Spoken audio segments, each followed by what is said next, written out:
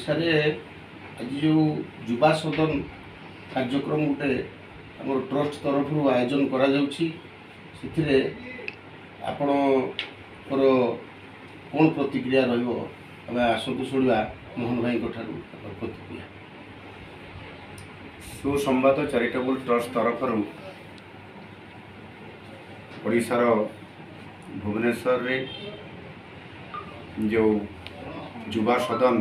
बाद youth assembly state level गोटे कार्यक्रम कर स्थिरीकृत होती स्वागत जनाऊँ, शुभेच्छा जनाऊँ। विशेष करी आज युवपीढ़ी बा युव नेतृत्व जो मैंने कि आगामी दिन भविष्यत एवं विधानसभा से माने प्रतिनिधित्व करी किभली भाव गोटे राज्यर विकास क्षेत्र में युवक मानकर नेतृत्व विधानसभा किभली भाव प्रतिफलित हो से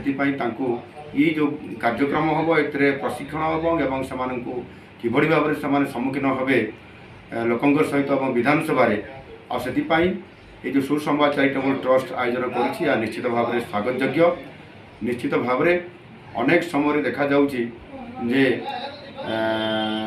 आजिकाली युवपीढ़ी मानक भितरे राजनीति क्षेत्र में किभली भाव में से विकासर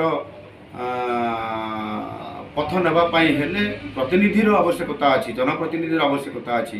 से युवा सदन आवश्यकता अच्छी आउ आधार कर यहाँ कराऊँगी से प्रेरणा पाइबे, उत्साहित हेबे एवं निश्चित भाव में से आगामी दिन में भविष्य जड़े जड़े भल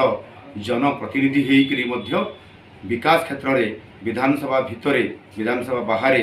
लोकंर काम करने से निश्चित भाव सहायक हे निसंदेह।